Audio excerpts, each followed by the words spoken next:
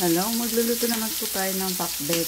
Bali, inuna ko na po yung karne. Prinito ko po para mas masarap, mas malutong. Tapos halo-haloy natin. Pagmamantikahin lang po natin para yung sarili niyang taba, yun yung ating panggisa.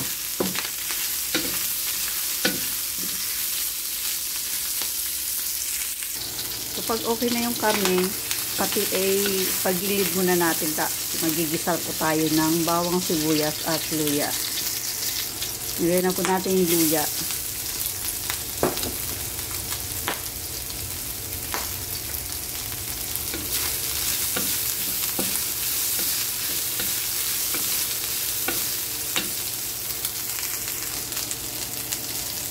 Sunod ko po yung bawang.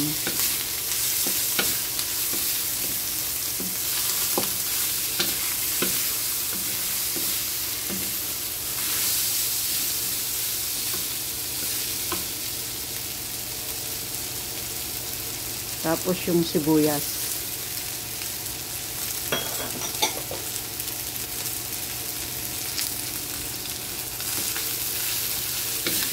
Igisa lang po natin mabuti.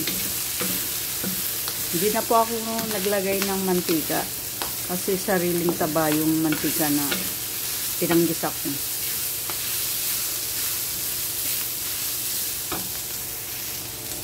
Kapag okay na yung rekado na bawang, sibuyas at luya, lagyan na rin po natin yung alamang. Tansya-tansya na lang po.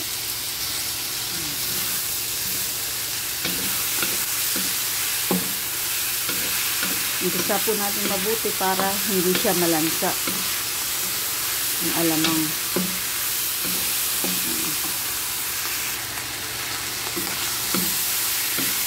Tapos lagyan natin ng tubig. Yung pinaglagaan ng karne.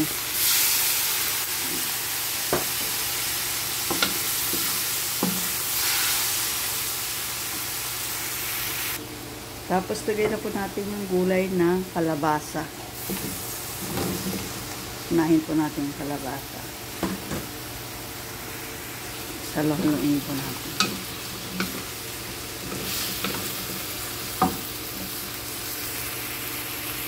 Tapos lagyan po natin ng pamintang durog.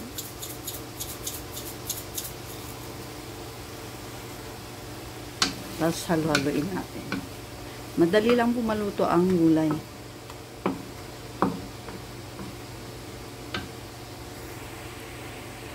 Tapos takpan po natin. Mga ilang minuto po ay sunod na po natin yung gulay na okra, sitaw at ampalaya. Buksan na po natin at ilagay na po natin yung iba pang gulay.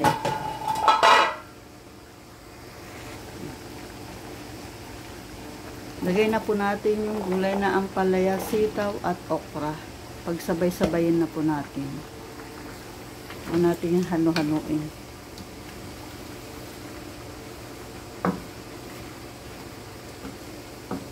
Para magandang tingnan. Tapos takpan po ulit natin para madaling maluto. Buksan na po natin. Ayan. Tapos lagyan po natin ng pampalasa betchin. Tikman po natin kung tama na yung lasa at kung kulang po ay magdadagdag po tayo ng bagoong. Okay na siya. Okay na yung timpla. Ayan, luto na po ang ating pakbet.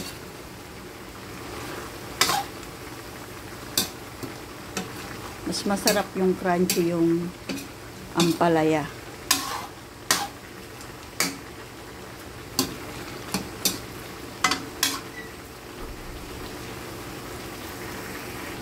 Ayan, luto na po ang ating pinakbet.